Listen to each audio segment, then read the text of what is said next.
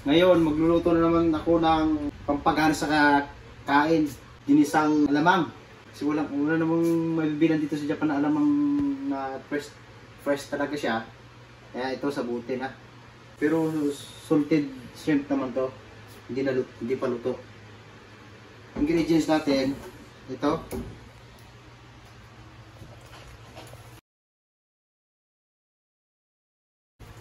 Bili ng baboy. May kasamang taba, sibuyas, siling labuyo, bawang, paminta, tapos suka, asukal, asin. Ayan lang. Hindi natin pwedeng lagyan ng ano to eh, kamatis, baka mapanis. Tara, hiwa-hiwa na natin to.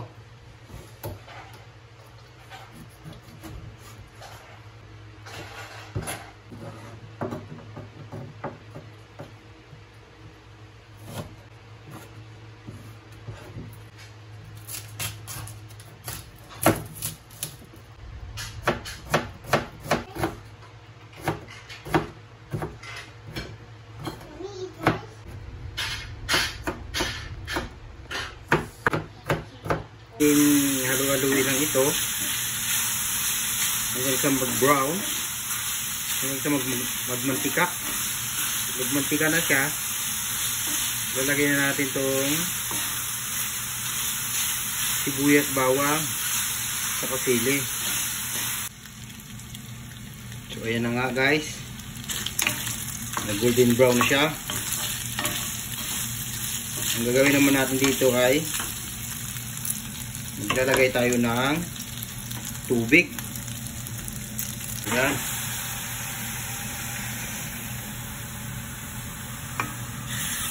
Para ang purpose ay lumambot ang balat hanggang sa manuyot siya. Pag naubos na yung sabaw, doon na tayo. Magmamantika yan eh pag naubos na yung sabaw. Magigisa na tayo ng sibuyas, bawang. Ayan na, nagmantika ulit. Isipasay natin tong karne. Maglalagay tayo ng bawang. Yan. Ating isama-sama na yan. Paghalo. Ating ilagay naman tong sibuyas. Kasama na sili.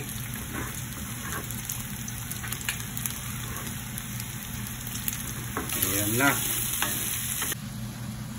Maglalagay tayo ng paminta.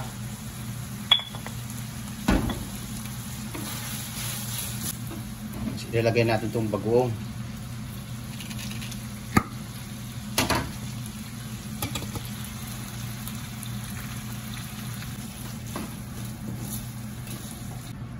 Tapos maglalagay na rin tayo ng suka para hindi mapanis. Kunti lang, tama lang. Na hindi naman umasim. Yan.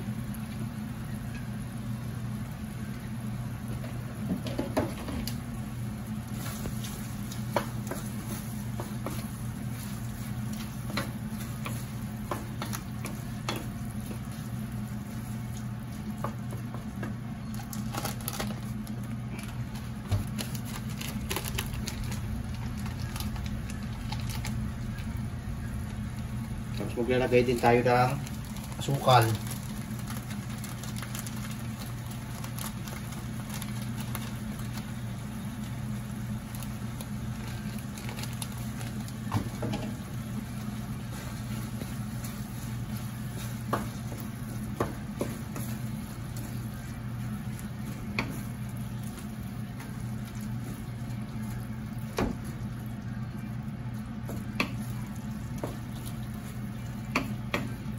Napansin nyo, malaki yung hiwa ko ng baboy.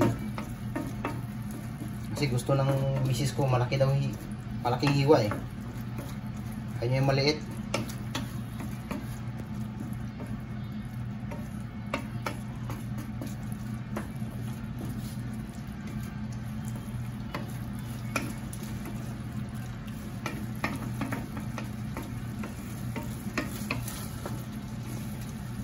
Ayan na siya oh. Tikman natin kung tama yung tamis at alat. Kulang pa sa tamis dahil maalat siya. So hindi na tayo maglalagay ng asin. Maalat pala itong sobrang alat pala nito. Hindi na tayo maglalagay ng asin.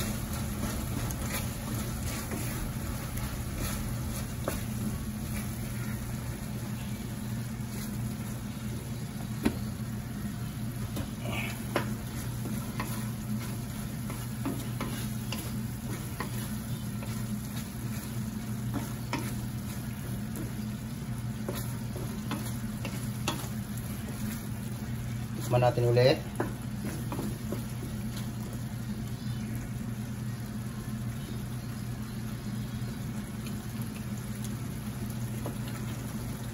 Pwede na.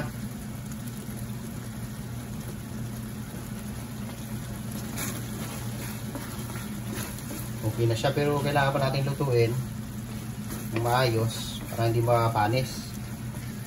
Kailangan natin magmamantika pa siya. Kasi pang ano to eh, stock pang 3 months. Nakaabot kaya ng 3 months to.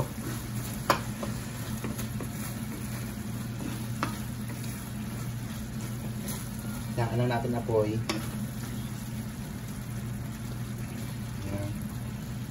Tapos mag-a-adjust tayo ng mag-a-add tayo ng paminta. Kulang sa paminta. Yan.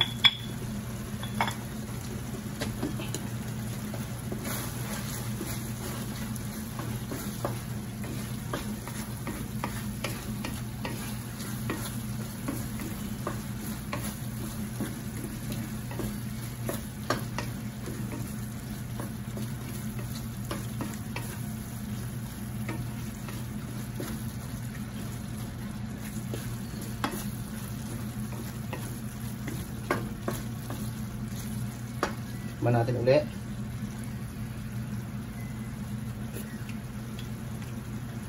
Sarap. Pwede na. So ayan guys, ito yung ginisa kong bagoong. Ayan.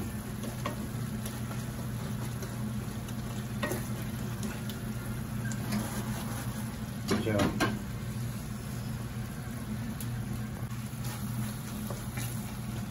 okay na guys, sakto na yung ano niya, nanuyot na siya oh. Pwede na yan. So gagawin natin dito ay palalamigin natin at saka ilagay sa lagayan para ma-preserve na natin yan, dahil pang kaya ubos kaya ito ng ano 3 buwan. Tingin ko, ubos to.